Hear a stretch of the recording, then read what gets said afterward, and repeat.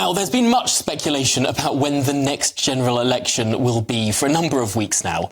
But today's Daily Mail front page might be the biggest clue yet. Yes, the Mail has claimed that it's Rishi Sunak's aides that are urging him to hold an election in the summer of this year, owing to fears that the backbench Tory plotters could oust him if he doesn't act soon. These fears are not unfounded. GBNews political editor has it from two sources, Christopher Hope that is, that as many as 40 MPs could have sent in letters of no confidence to the 1922 committee chairman, Sir Graham Brady. But the question is, with the Tories facing electoral oblivion, according to the polls, do they stand any chance of turning the ship around? With me now is the former Labour Minister, Ivor Caplin. Ivor, of course, you were one of those people who saw the ascendancy of New Labour in 1997. Did you feel that we're on for a similar course as that famous landslide? Hi, Tom. It's always good to see you. And I have to say this very clearly, not a single vote has yet been cast in a general election. And that means that for the Labour Party, whilst we're ready for a general election, we can't be complacent at all. That would be very, very wrong for us to be like that. And I see this as a very different election than the one in 1997. I think 97, there was different economy. There was, a very a leader who everyone liked.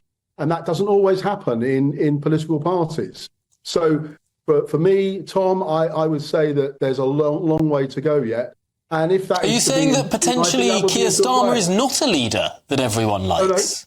No, that's not what I'm saying. Well, what I'm saying is that there's a big difference between Tony Blair and other leaders. And that has been consistent, actually, through the whole period since Blair left.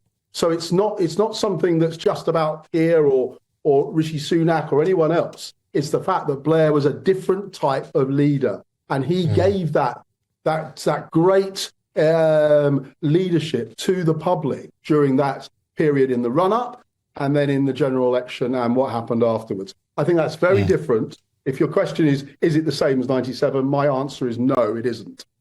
And of course, the famous Peter Mandelson line about Tony Blair and his electoral success within the Labour Party is that the recent history of general elections for the Labour Party has been lose, lose, lose, lose, Blair, Blair, Blair, lose, lose, lose. I think it's only three. But there we go. I wonder. Is it four? Off the top of my head. But the question, the point that focuses in here is 2010, when the Labour Party lost power. Gordon Brown, as Prime Minister then, had the opportunity to call an early election 3 years prior to that. Almost as soon as he became Prime Minister in 2007. He bottled it, and the Bottler Brown moniker carried on and potentially contributed to his loss in 2010. The Labour Party has been trying to attach this to Rishi Sunak, saying he could have called an election. This could have been the start of the general election campaign today, not the local election campaign. Doesn't quite have the same ring to it, though.